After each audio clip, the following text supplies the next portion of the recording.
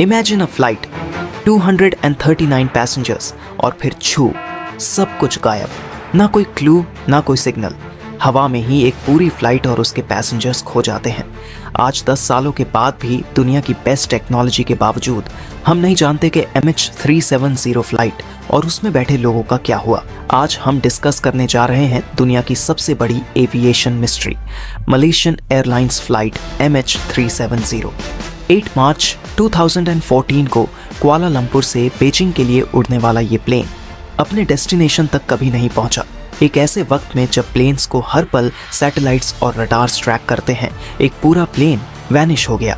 ये डिसअपीयरेंस न सिर्फ एविएशन इंडस्ट्री के लिए बल्कि पूरी दुनिया के लोगों और इन्वेस्टिगेटर्स के लिए एक शॉकिंग मिस्ट्री था।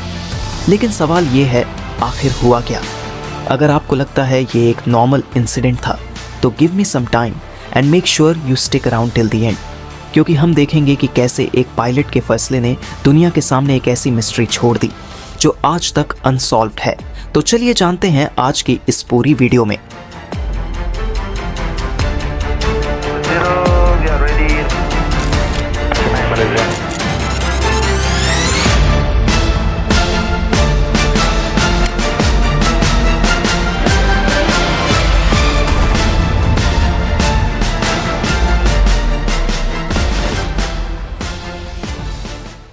आज के मॉडर्न टाइम्स में एक फ्लाइट का रडार से डिसअपियर होना ऑलमोस्ट इम्पॉसिबल लगता है। हर फ्लाइट मल्टीपल रडार्स, सैटेलाइट्स और कम्युनिकेशन सिस्टम से ट्रैक होती है, लेकिन MH370 के साथ जो हुआ वो दुनिया के लिए एक नाइटमेयर बन गया।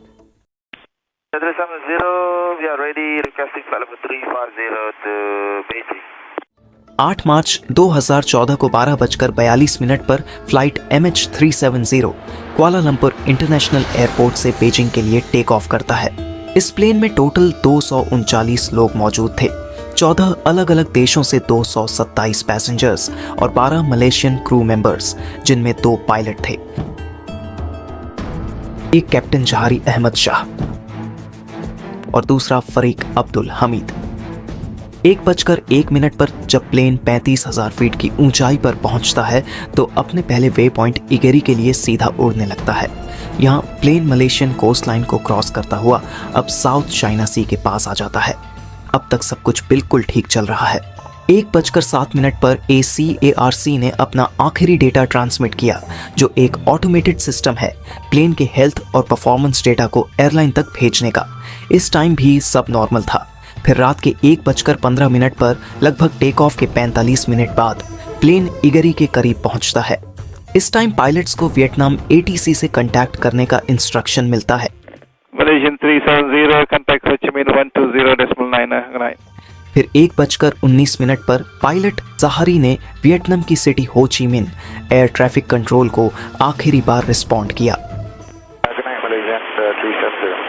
उसके बाद प्लेन इगेरी को क्रॉस करता हुआ अपने अगले वे पॉइंट बेटोड की तरफ राइट मुड़ता है। टर्न लेने के 2 मिनट बाद ही 1:21 पर प्लेन का ट्रांसपॉन्डर, जो एयर ट्रैफिक कंट्रोल को प्लेन की लोकेशन और एल्टीट्यूड का सिग्नल भेजता है, अचानक बंद हो जाता है और MH370 रडार से गायब हो जाता है। आप सोचिए, एक फ्लाइट जो 35,000 फीट की हाइट पर उड़ रही हो, अचानक डिसअपियर हो जाए बिना किसी ट्रेस के, तो क्या होगा? वियतनाम ATC ने बहुत कोशिश की MH370 से कांटेक्ट करने की, मगर अफसोस वो प्लेन को ट्रैक ही नहीं कर पाए।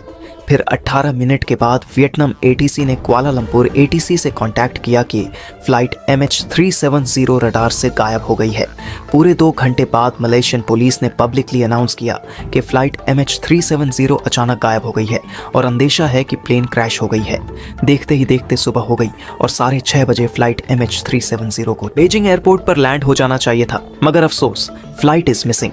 फौरन सर्च ऑपरेशन शुरू किया जाता है और फ्लाइट की आखिरी रडार सिग्नल के पास 3 दिन तक लगातार ढूंढा जाता है।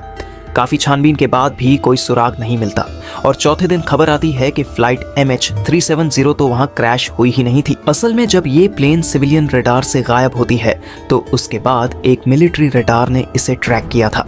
मिलिट्री रडार के मुताबिक उन्होंने यह डिटेक्ट किया कि प्लेन इगेरी पहुंचते ही थोड़ी ही देर में राइट टर्न लेती है, फिर एक शार्प यू टर्न लेती है और मलेशियन वेस्ट कोस्ट की तरफ मुड़ जाती है।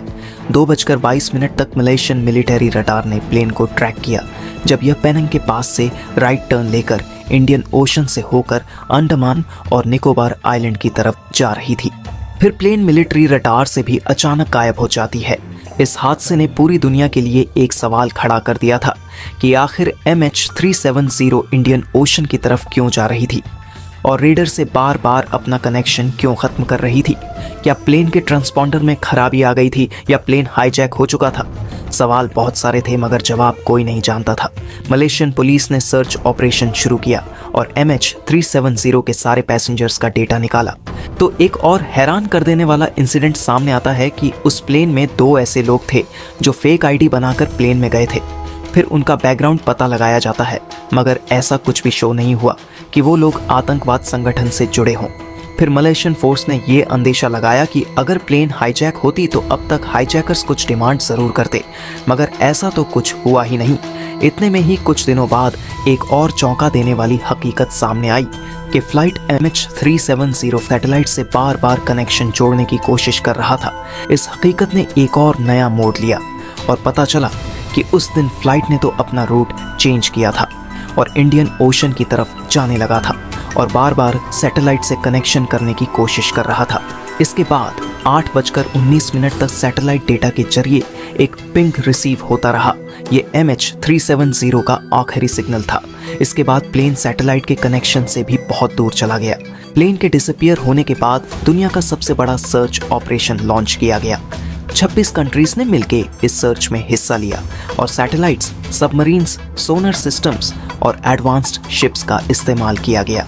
ये दुनिया का सबसे महंगा सर्च ऑपरेशन था जिसमें $160 मिलियन से भी ज्यादा खर्च हुए।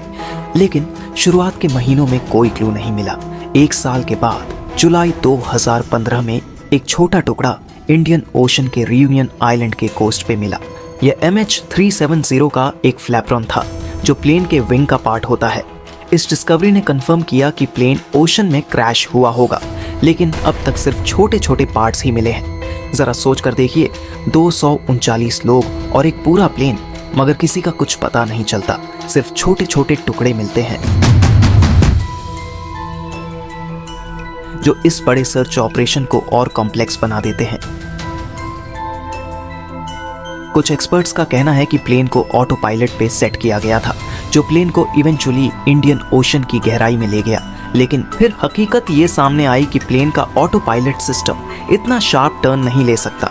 अगर प्लेन ऑटो पायलट मोड पर होता तो स्ट्रेट उड़ता और अगर टर्न लेना भी होता तो थोड़ा डिस्टेंस से टर्न लेता। इतना शार्प टर्न मैन्युअली ही लिया जा सकता है। फिर शक होता है प्लेन के पायलट पर। इतना कहना जरूरी है कि जो कुछ भी हुआ हो वो अब तक की एक बड़ी मिस्ट्री रही है। सब कुछ इतना कंफ्यूजन से भरा है कि कभी कभी लगता है शायद हम कभी सच जान ही नहीं पाएंगे। इस इन्वेस्टिगेशन के सबसे हैरान कर देने वाले एस्पेक्ट्स में से एक है पायलट ज़हरिये अहमद शाह का रोल। कैप्टन ज़हरिये एक एक्सपीरियंस पायलट थे। उनके पास 23 सालों का फ्लाइंग एक्सपीरियंस था और 18,000 घंटे से भी ज्यादा उन्होंने प्लेन्स उड़ाए थे। लेकिन उनकी पर्सनल लाइफ में कुछ प्रॉब्लम्स चल रहे थे। रिपोर्ट्स के मुताबिक ये पता चलता है कि उनकी वाइफ उनसे अलग रहती थी। जब इन्वेस्टिगेटर्स ने ज़हरी के घर का फ्लाइट सिमुलेटर चेक किया तो उन्होंने देखा कि ज़हरी ने वहाँ कुछ अनयूजुअल रूट्स प्रैक्टिस किए थे। वो रूट्स काफ़ी हद तक सिमिलर थे उस एरिया से जहाँ पे क्रैश होने का अंदेशा था। ज़हरी ने अपने फ्लाइट सिमुलेटर पे ऐसे रूट्स प्रैक्टिस किए थे जो इंडियन ओशन के आइसोलेटेड पार्ट्स में जाकर एंड होते थे। क्या यह एक कोइंसिडेंस था या प्री प्लान्ड मिशन? ज़हरी का फ्लाइट सिमुलेटर और उसका अनयूजुअल बिहेवियर इन्वेस्टिगेटर्स के लिए एक बड़ा सवाल खड़े कर रहा था। इसके बावजूद कोई कंक्लूसिव एविडेंस नहीं मिला जो यह प्रूव कर सके कि ज़हरी ने जानबूझकर यह सब किया हो।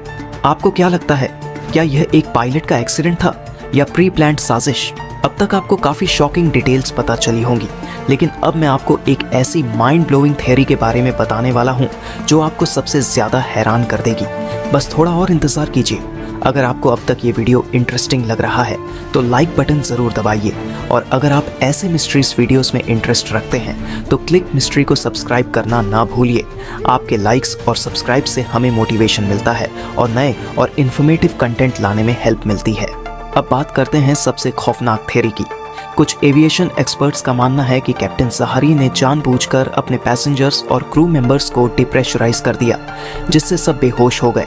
फिर उन्होंने प्लेन को ऑटो पायलट पे सेट कर दिया, जो प्लेन को इंडियन ओशन के सबसे रिमोट एरिया में ले गया, जहां इवेंचुअली प्लेन क्रैश हो गया। ये थ्योरी इसलिए खौफनाक है क्योंकि अगर ये सच है तो एक इंसान के डिसीजन ने 239 लोगों की जिंदगी को पल भर में खत्म कर दिया। इस थ्योरी के कई क्लूज हैं जो इसे सपोर्ट करते हैं और ये जाहिर करते हैं कि ये सारी इंसिडेंट जो हुई उसमें कैप्टन जहारी का ही पूरा हाथ रहा है, लेकिन अब तक कोई सॉलिड प्रूफ नहीं मिला। जब ये थ्योरी सामने आई तो पूरी दुनिया एक पल के लिए खामोश हो गई थी, क्योंकि अगर ये सच है तो ये एक प्लान्ड ट्रेजेडी थी जो एविएशन हिस्ट्री में कभी नहीं भूली जाएगी। तो दोस्तों, ये थी MH370 की अनसॉल्व्ड स्टोरी। 239 लोग कहाँ गए, कैसे गए, अब तक एक बड़ी मिस्ट्री है। आपको क्या लगता है, क्या हम कभी इस मिस्ट्री का जवाब जान पाएंगे? अपने थॉट्स कमेंट सेक्शन में जरूर शेयर करें। अगर वीडियो पसंद आई हो तो लाइक जरूर करें और क्लिक मिस्ट्री के सब्सक्राइब बटन पर क्लिक करना ना भूलें। मिलते हैं अगले वीडियो में एक और मिस्ट्री के साथ। तब तक के लिए बाय बाय।